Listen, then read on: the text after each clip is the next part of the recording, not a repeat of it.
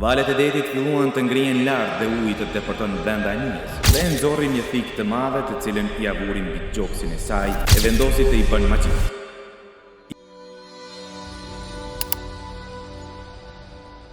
Udhëtimi i dy bashkëshortëve. Dy bashkëshortë vendosin që të udhtojnë së bashku me anije në përdet. Pasi që udhëtimi ishte i gjatë, anija disa ditë rresht ecën në përdet pa mos u ndalur fare. Në një moment paraqitej një furtunë e fortë dhe frymë e madhe, derisa anija filloi të lëkundet në përdet. Valet e detit filluan të ngrihen lart dhe uji të depërton brenda anijes, kurse në mesin e udhëtarëve të përhapet paniku dhe frikë e madhe. Kapetani i anijes dhe po ashtu udhëtarët e vërejtën se janë në një gjendje të rëndë dhe se për shpëtim u nevojiten vetëm se një mrekulli nga ana e Allahut. Gruaja nga pamjet trishtuese nuk mundi ta përmbajë veten. Filloi të braktis duke mos e ditur se çka është duke vepruar. Veproi shpejt ka burri i saj me shpresë se ai do të gjejë ndonjë zgjidhje dhe se do t'i shpëtojnë nga vdekja e sigurt. Brenda kohë udhëtarët ishin hutuar fort.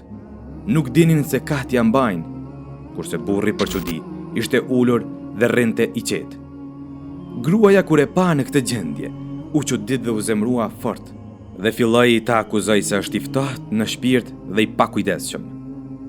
Burri e drejtoi shikimin e tij ka gruaja e zemruar dhe me fytyrë të mrolur, dhe e nxorri një thikë të madhe të cilën i avuri mbi gjoksin e saj dhe ju drejtua me shumë seriozitet dhe me zë të ulët, duke i thënë: "Ma nuk frigohesh nga thika?" Gruaja shikoi ka burri dhe i tha: "Jo." "Pse?" e pyeti burri. "Për arsye se ajo thikë gjendet në dorën e atij që i besoj dhe e dua shumë," i tha gruaja. Burri buzëqeshi dhe i tha: "Unë tani e veproj të njëjtën. Këto furtuna dhe valë deti të rrezikshme janë në dorën e atij që i besoj dhe e dua fort. Atëherë, pse të frigohem kur e di se ai është sunduesi i të gjitha çështjeve? Nëse ti e do Allahun, je i bindur në të plotësisht dhe për të gjitha çështjet, mbështetu atij për arsye se ai të do. Allahu i madhruar thot: Allahu i mjafton kujdo që mbështetet tek ai." Plaka dhe letra. Një ditë prej ditësh, në rrugë varet një letër në të cilën shkruan: "I kam humbur 20 dinar. Ai që i gjen shpresoj të mi kthejë në adresën e filanit, banesën numër 76, sepse jetesa ime është e ulët dhe kam nevojë për to, në mënyrë që të blej bukë." Një kalimtari i erdhi shumë keq, sa që vendosi që të shkoj te banesa dhe të pretendoj se i ka gjetur të hollat, në mënyrë që të i ndihmonte. Ai shkoi dhe trokiti në derë, kurse një plak e hapi derën. Njeriu i nxori 20 dinar nga xhepi dhe ja dha, ndërsa plaka filloi të qajë nga gjesti dhe pamirësia e tij, duke i thënë se ky që i 12 që vjen dhe pretendon se i ka gjetur të hollat e saj. Njeriu buzëqeshi dhe u nis në drejtim të ashensorit, kurse plaka në atë moment i tha: "Birim, nëse ke mundësi largoje njoftimin nga rruga. Unë, në fakt, nuk di shkrim dhe se kam shkruar atë letër." Kështu, filloi të qajë dhe të thotë se mirësjellja dhe mëshira i tyre ndaj saj i jep shpresa dhe e bën që të ndjejë mirësinë e dynjas.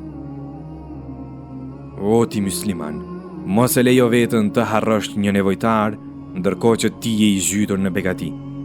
Zgjohu nga gjumi i shkujdesjes, para se të bëhet vonë."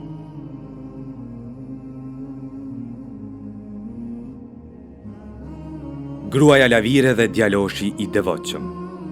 Në qytet jetonte një grua lavire, e cila dallohej nga bukuria në mesin e grave të qytetit. Kjo grua e dashuronte marrëzisht një djalosh të devotshëm dhe të ndershëm. Ky djalosh në pamje ishte i bukur dhe namazin e falte rregullisht në xhaminë e cila ishte përballë shtëpisë së asaj grua. Një ditë nga ditët, e ftoi në shtëpinë e saj, mirëpo djaloshi refuzoi pa pikë dyshimi.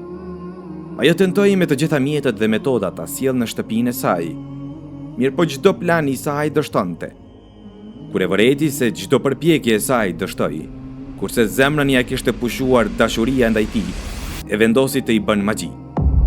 I bëri magji me qëllim që të sjellë natën në shtëpinë e saj dhe të bën kryerjen e imoralitetit me të. Kur u afrua nata, djaloshi filloi të ndjej diçka të çuditshme në shpirtin e tij.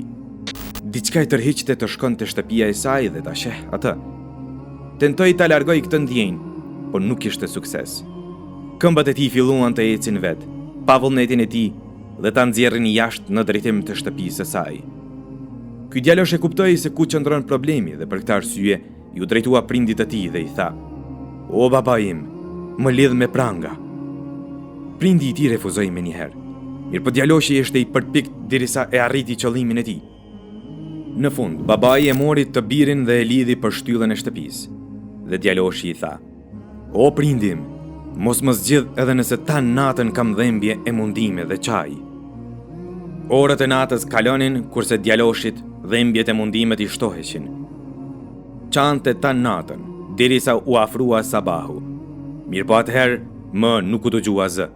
Kur u afrua prindi i tij, e gjeti të birin se kishte ndërruar jetë. Pasha Allahun, kishte ndërruar jetë në prangat e prindit të vet. Ky djalosh nuk e tradhtoi Zotin e tij dhe Allahu nuk e tradhtoi dhe e mbrojti robin e tij.